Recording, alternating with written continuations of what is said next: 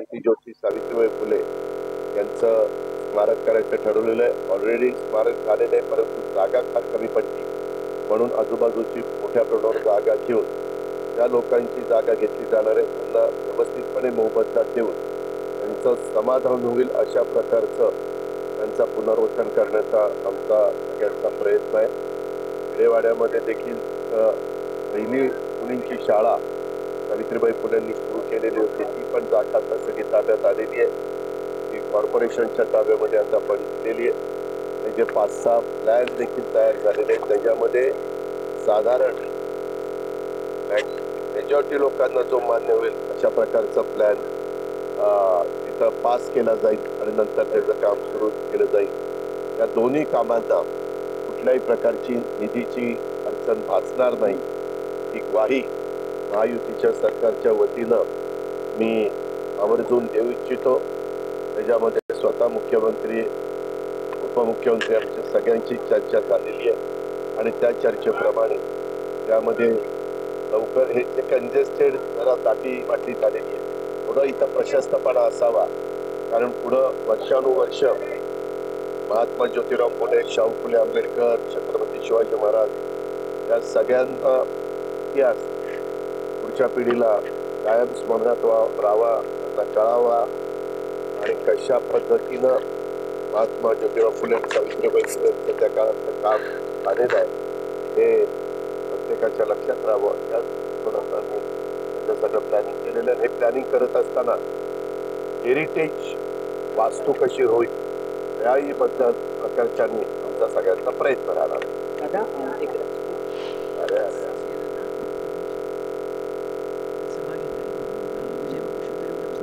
आज विजयराव शिवतारे साहेबांनी स्वतः ज्यावेळेस एकनाथराव शिंदेच्या वर्षा बंगल्यावर एकनाथराव शिंदे, देवेंद्रजी, मी आणि विजयराव आम्ही चौघं बसलो होतो, त्याच वेळेस त्यांचे काही महत्त्वाचे त्या भागातले विषय आहेत.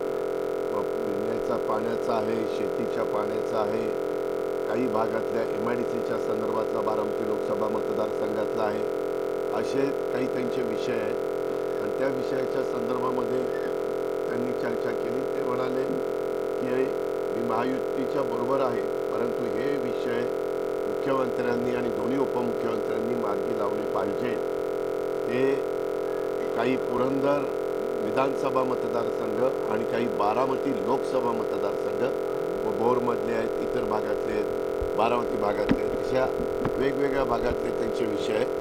त्या विषयाला कुठंतरी मदत व्हावी, ते विषयाची सोडवणूक व्हावी या दृष्टिकोनात आमची चर्चा झाली. त्याच वेळेस त्यांनी सांगितलेलं होतं की मी एक दिवस सभा आयोजित करतो, त्या सभेला मुख्यमंत्री उपमुख्यमंत्र्यांनी आलं पाहिजे. आणि आम्ही त्यावेळेस शब्द दिला की तुम्ही ज्या दिवशी सभा आयोजित कराल त्यावेळेस येऊ. त्या पद्धतीनं त्यांनी 11 तारखेला तिथल्या ग्राउंडवर सभा आयोजित केलेली आहे. मुख्यमंत्री पण जाणार आहे, मी पण जाणार आहे, अशा पद्धतीनं तो कार्यक्रम आहे. नाही, ते तुम्ही मला मूर्ख समजू नका.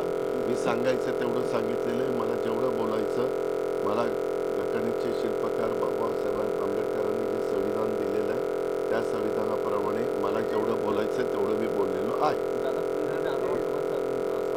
ते पण सगळं होईल, आपण काळजी करू नका. आज कारण ते पुढच्या टप्प्यात त्याचे फॉर्म भरायला अजून काही सुरुवात झाली नाही. नाशिक किंवा कोकण ह्याच्यातले फॉर्म भरायला शेवटच्या टप्प्यात आहे. म्हणजे आपल्या महाराष्ट्रातला 5वा टप्पा हा शेवटचा आहे आणि देशातला 6वा 7वा टप्पा शेवटचा आहे. तर त्याला अजून विलंब आहे. पण आज मी तर मुख्यमंत्र्यांच्या बरोबरच परत जाणार आहे. त्यावेळेस आम्ही त्याच्याबद्दलची चर्चा करू. देवेंद्रजी पण असतील. उद्या पण मी मुंबईमध्ये आहे. आम्ही त्याच्या संदर्भामध्ये बसू आणि योग्य तो मार्ग काढू. मोदी साहेबांच्या काही सभा आपल्या मोदी साहेबांच्या पहिल्या टप्प्यातल्या ज्या निवडणुका आहेत त्या विदर्भातल्या आहेत.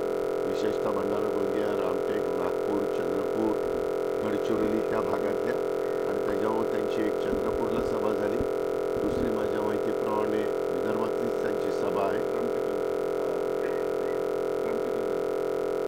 नाही नव्हते तर चंद्रपूरला पहिली झाली आणि दुसरी रामटेकला झाली. अशा पद्धतीनं त्यांनी तिकडच्या भागात सभा घेतलेल्या आहे.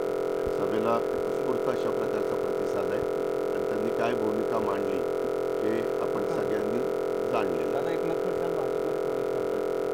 त्यांच्यामध्ये त्यांनी स्वतः स्टेटमेंट केलेलं आहे. प्रत्येकाचा अधिकार असतो. त्यांनी घर वापसी केलेली आहे. कारण 40 वर्ष या राज्यामध्ये भाजप वाढवण्याचं काम ज्या वेगवेगळ्या नेत्यांनी केलं त्याच्यामध्ये गोपीनाथ मुंडे साहेबांचं नाव आपल्याला घेता येईल, त्याच्यामध्ये एकनाथराव खडसे साहेबांचं नाव घेता येईल, प्रमोद महाजन साहेबांचं नाव घेता येईल, नितीन गडकरी साहेबांचं नाव घेता येईल.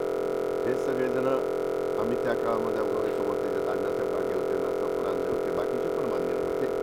परंतु खऱ्या अर्थाने उत्तर महाराष्ट्रामध्ये सर्व दूरपर्यंत भारतीय जनता पक्ष पोहोचवण्याचं काम हे मी तरी बघत होतो. कारण मी पण 7 टर्मचा आमदार आहे. मला पण आता 32-35 वर्ष झाली. त्यावेळेसपासून मला समजते तेव्हा मी राजकारणात आल्यापासून इथं खडसे साहेबांचंच प्रभुत्व होतं. तर त्यांनीच खऱ्या अर्थाने ती संघटना भारतीय जनता पक्षाला एक सर्वसमावेशक म्हणजे अशा पद्धतीचा सर्व चेहरा देण्याचा प्रयत्न त्या ठिकाणी झाला. बहुजन समाज असेल, मागासवर्गीय समाज असेल, सगळ्या समाजाला तिथं सोशल इंजिनिअरिंग ज्याला आपण म्हणतो ते तिथं हे करण्याचा प्रयत्न झाला. त्याच्यात त्यांचं योगदान मोठं होतं. परंतु मध्ये काही कारणानिमित्त ते राष्ट्रवादी काँग्रेसमध्ये आलेले होते आणि नंतर पुन्हा त्यांच्या कार्यकर्त्यांनी पण त्यांना आग्रह केला आणि त्यांच्याही मनामध्ये कुठंतरी होतं. त्याच्यावर तो निर्णय त्यांनी काका, बारामतीत काल परवा एका युवा नेत्याने मोठं लावी केलं आणि काही गंभीर आरोप केले. हो, दसऱ्याच्या दिवशी गुढीपाडवा असतो. गुढीपाडवा मराठी प्रथम वर्ष सुरू होतं. पहिला दिवस सुरू होतो मराठी वर्षाचा. चैत्र महिना सुरू होतो. त्यावेळेस त्यांची सभा असते. त्या सभेमध्ये त्यांनी गेले महिनाभर आपण सगळेजण दाखवत होता की राज ठाकरे साहेब काही मार्गदर्शन करणार. त्यांनी विचारपूर्वक आज तरी देशामध्ये नरेंद्र मोदींच्या सारखा मजबूत नेता 140 कोटी जनतेला नेतृत्व देणारा नाही कुणी. तर त्याच्यावर मोदी साहेबांच्याच पाठीशी आपण उभं राहिलं पाहिजे अशा प्रकारची भूमिका त्यांनी स्वीकारली आणि त्यांनी त्याच्यामध्ये दिलशंत पाठिंबा दिला. त्याच्याबद्दलची कारणं पण त्यांनी सांगितलेली. राज ठाकरेंचं व्यक्तिमत्व असं आहे नेहमीच त्यांना जे मनात वाटतं ते त्या ठिकाणी बोलून दाखवतात आणि तशा पद्धतीचे निर्णय घेतात आणि हे त्यांचा जो काही गुण आहे तो त्यांनी स्वभावाप्रमाणे यावेळेस तशा प्रकारचा निर्णय घेतला. आज मला काही सकाळी